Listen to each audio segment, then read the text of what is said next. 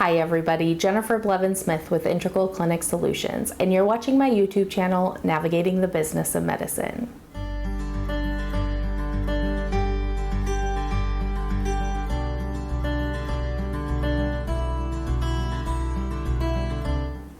Today I want to talk about malpractice insurance. Every provider who renders services to patients need to have malpractice insurance. That is a given across the board. But what you get to choose in your malpractice insurance is how much is covered, right? Like what's your aggregate, what's over, your year total. Is it 1 million, 3 million, 3 million, 5 million? Does it have a tail clause on it? That kind of information.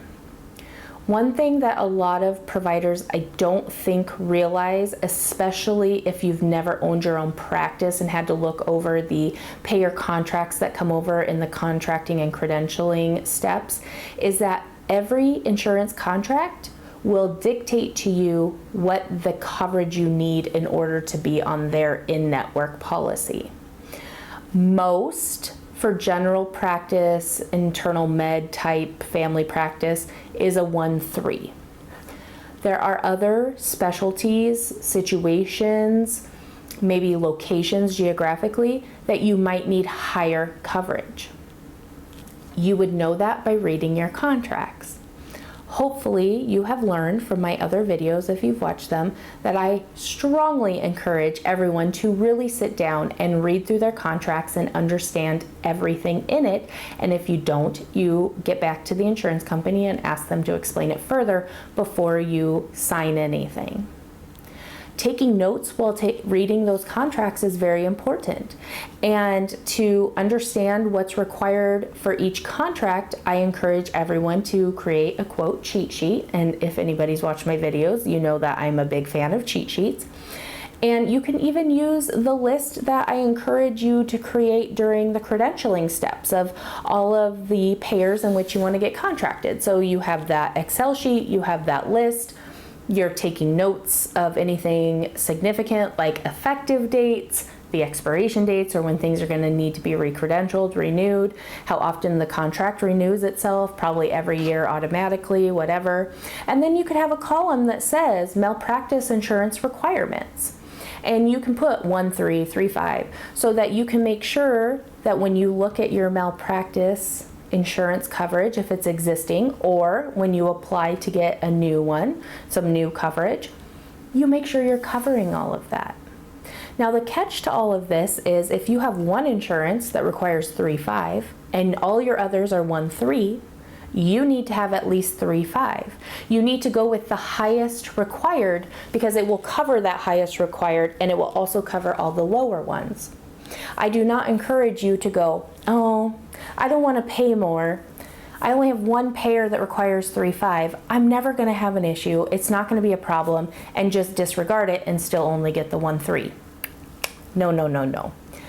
Do your due diligence. Be smart. Don't put yourself at a higher liability or risk, and bite the bullet, get the higher policy, and it will cover all of them.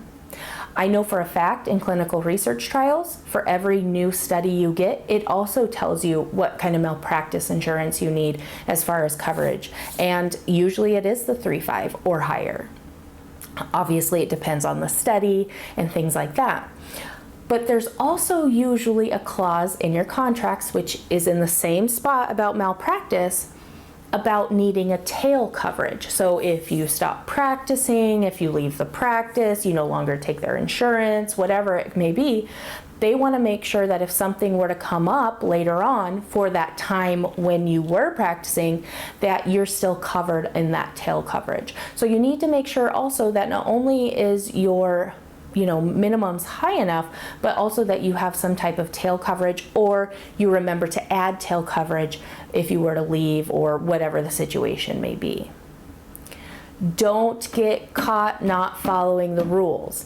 The excuse of, I didn't know, I didn't read the contract, I didn't understand, none of that's gonna fly because your signature is on that contract and you're agreeing to that information. So, patients like to use the excuse all the time, oh, well, I didn't know what I was signing, or I didn't read it, I just signed. Well, but you signed it. Same thing with doctors, same with nurse practitioners, PAs, anybody that needs this malpractice insurance. Make sure you're reading it and that you understand what you're doing, and make sure you're following the rules.